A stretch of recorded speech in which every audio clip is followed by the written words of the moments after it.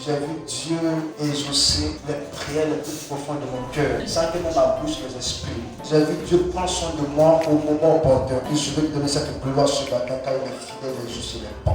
Et je veux dire à quelqu'un, si tu viens de nous avec quelqu'un qui croit en Jésus, peu importe comment tu le vois aujourd'hui, demain peut ne pas ressembler à hier. Alléluia.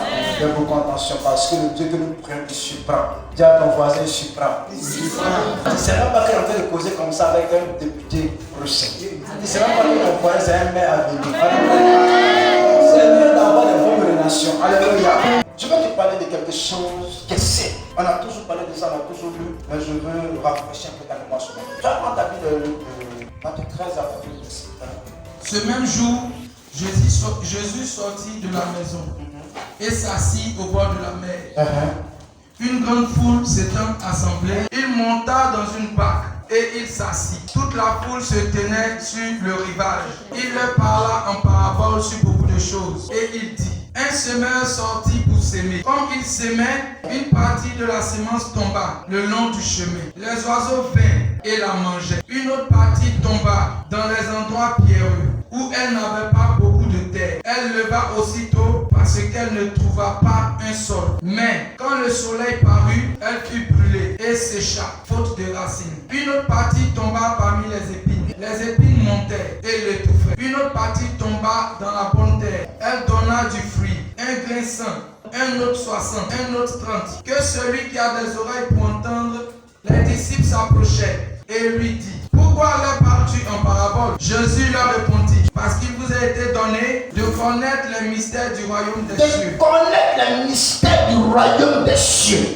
Et que cela ne leur a pas été donné, car on donnera à celui qui a, et il sera dans l'abondance. Mais à celui qui n'a pas, on ôtera même ce qu'il a. C'est pourquoi je leur parle en parabole, parce qu'en voyant, ils ne voient point. En entendant, ils n'entendent ni ne comprennent. Et pour eux, s'accomplit cette prophétie d'Ésaïe.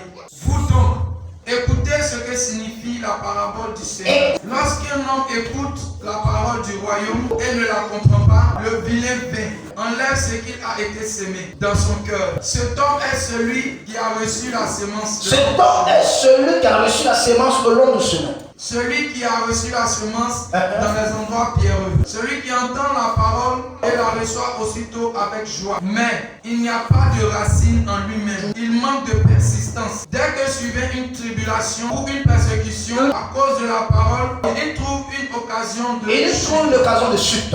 Celui qui a reçu la semence parmi les épines, c'est celui qui entend la parole, mais en qui les soucis du siècle présent et la séduction des richesses étouffent cette parole et la rendent infructueuse. Celui qui a reçu la semence dans la bonne terre, c'est celui qui entend la parole et la comprend. Il porte du fruit et un grain en donne 100, un autre 60, un autre 30. Voici une belle histoire racontée par Christ en parabole. Vous savez, le problème des chrétiens se trouve ici. On a résumé tous ceux qui viennent à l'église. Aucune personne n'est païenne. Quand tu lis, ça révèle la vie de tous ceux qui sont assis. Tu vas te cacher devant cette parole. Amen. Tu te caches, quand on va rentrer, ça va te concerner. La Bible dit, Jésus révèle des mystères que les inconnus n'arrivaient pas à comprendre. Et que même les disciples étaient un peu choqués de savoir que Jésus parlait en parabole envers les personnes qui ne comprenaient pas. Et il a commencé à révéler la graine, le semeur et la différente terre. La première révélation qui se trouve dans la sémence. Les graines tombant au long de la route étaient tout simplement l'œuvre d'une évangélisation. Raison pour laquelle la plupart de l'évangélisation ne portent pas de fruits. Quand tu fais plein air, c'est ça. La plupart du temps que les gens que tu gagnes en plein air ne tuent pas l'église, c'est la raison qu'elle est là. Parce que quand tu sors, tu es en train d'annoncer le message du royaume. Jésus est bon, Jésus t'aime, Dieu est venu pour te libérer, il est venu pour te guérir. La Bible dit, ce sont des paroles qui tombent. Les gens entendent, mais ne prêtent pas attention à ce que tu dis. Ça ne signifie rien pour eux. C'est beau ce que tu fais, c'est courageux ce que tu fais, mais ça ne peut pas porter du fruit. Parce qu'il a entendu, mais une seule chose, il y a une autre chose qui t'a accompagné de l'entendement. Il n'a pas vu ça, il ne peut pas avoir du résultat. La Bible dit, le deuxième gars, c'est quelqu'un qui reçoit la semence. Elle tombe sur une pierre. Mais la Bible dit, quand tu iras à la maison, la parole que tu as entendue serait prouvée. Tu auras une tribulation. Ce qui veut dire des combats, des attaques en fonction de la parole à laquelle tu t'attaches. Et si jamais tes ennemis gagnent, la parole ne donne rien. La brèche, ça tombe dedans. En même temps que ça tombe, que ça veut monter, il y a d'autres herbes à côté. La vie dit que ce sont les épines. Quand tu reçois la parole et qu'elle veut s'aimer en toi, cette parole trouve place en toi. Ce que veut dire, tu as compris la parole. Tu veux même manifester la foi. En même temps que tu veux prendre une résolution, les soucis.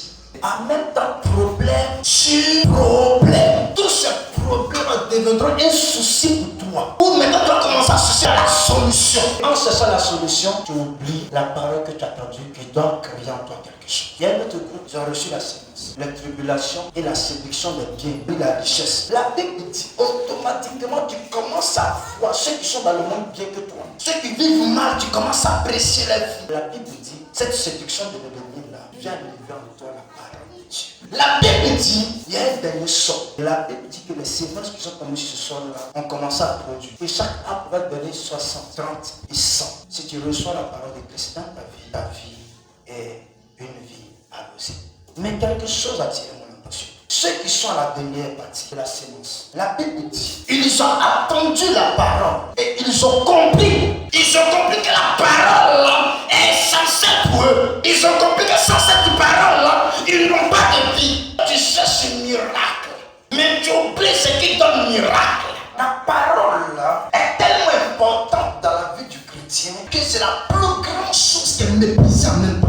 Je te disais que mon thème de ce matin, c'est rien n'est fait sans elle. Prenons Jean 1. Au commencement était la parole. Au commencement était la parole. Et la parole était avec Dieu. Et la parole était avec Dieu. Et la parole était Dieu. Et la parole était Dieu. Elle était au commencement avec Dieu. Toutes choses ont été faites par elle. Et rien de ce qui a été fait n'a été fait sans elle. En elle était la vie.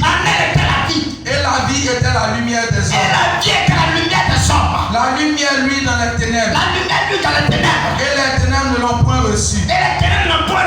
Il y eut un homme envoyé de Dieu. Son nom était Jean. Il vint pour servir de témoin.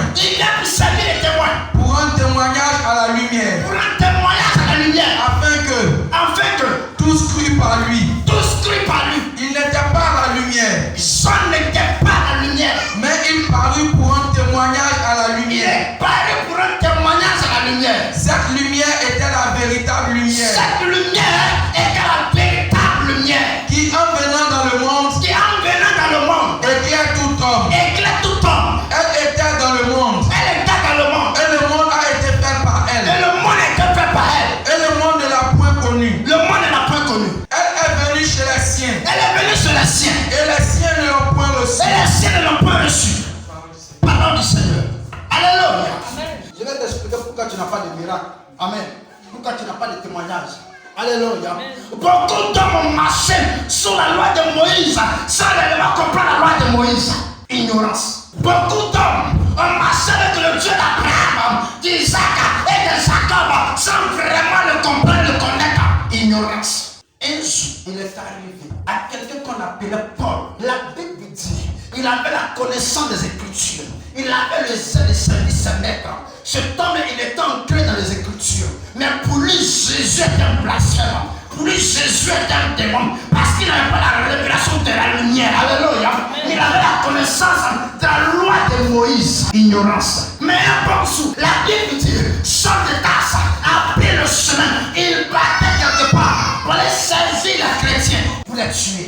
Mais Saul, sur le chemin de Damas qui signifie transformation, Damas qui signifie changement. Avant de rentrer en Damas, la Bible dit, une lumière jaillit. Dis-moi bien lumière ce matin. Lumière. Cette parole qui est venue dans le monde est une lumière. Elle est venue pour éclairer les gens. Pour dire quelqu'un, là où tu as arrêté dans l'erreur.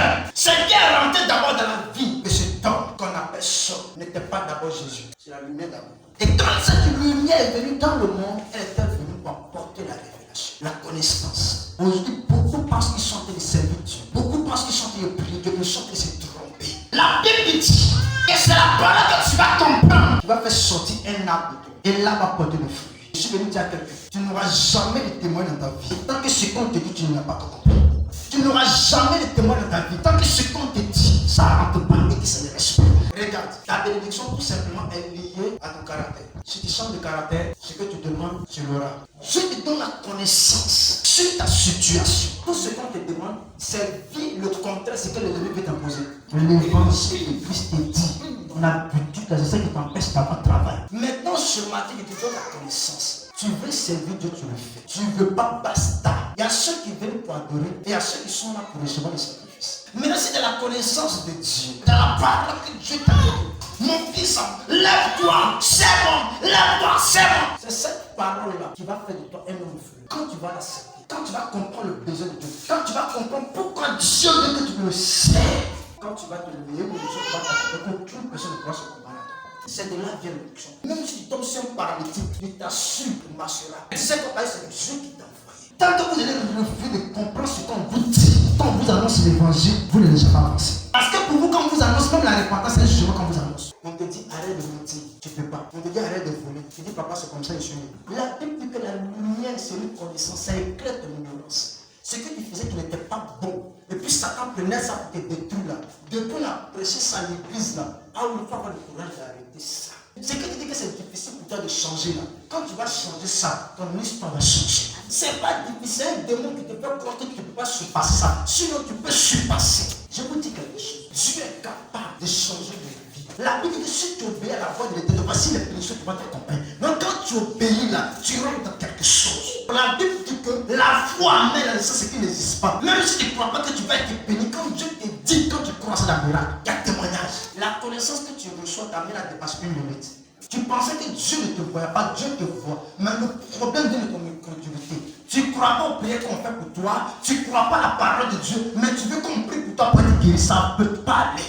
La Bible dit, tout est existé par la parole. Donc quand tu vas commencer à croire à la parole, tu vas commencer à prendre sens dans ta vie. Il n'y a pas autre chose. Dieu ne fait rien en dehors de sa parole. La Bible dit qu'il veille sur sa parole pour l'accomplir. Quand Dieu lâche une prophétie dans ta vie, il dit toi attends. En telle sorte que le jour va vouloir s'accomplir, qu'elle ne te rate pas. Des gens reçoivent la prophétie, mais n'ont pas la patience pour attendre ça prend forme. Faites beaucoup attention. Ceux qui ont reçu la sémence, quand ils ont reçu la persécution, la tribulation, ils n'ont pas été endurants. L'endurance, c'est la persévérance. Quand ça manque, le chrétien perd sa foi et il ne peut pas porter de fruits. Ensuite, peut-être tu as vu récemment quelque chose, commence à te connecter à la parole de Dieu. Amen. Parce que c'est elle qui a fait mettre des choses en toi. Amen. Tu veux un témoignage, la parole de Dieu. Amen. Tu veux être un homme de Dieu puissant, la parole de Dieu. Tu veux être une bonne femme au foyer, la parole de Dieu. Tu veux être consolé, la parole de Dieu. Tu veux être un fils d'emblème, la parole de Dieu. Tout se trouve dans la parole de Dieu. En dehors de cette parole, vous ne direz. Donc que Dieu te bénisse. Amen. Que Dieu te donne la grâce d'avoir la compréhension des Écritures. Mais pas seulement la compréhension, mais aussi l'obéissance. Tu m'as 3 fois dans le souhait. Amen. Amen. Amen. Amen.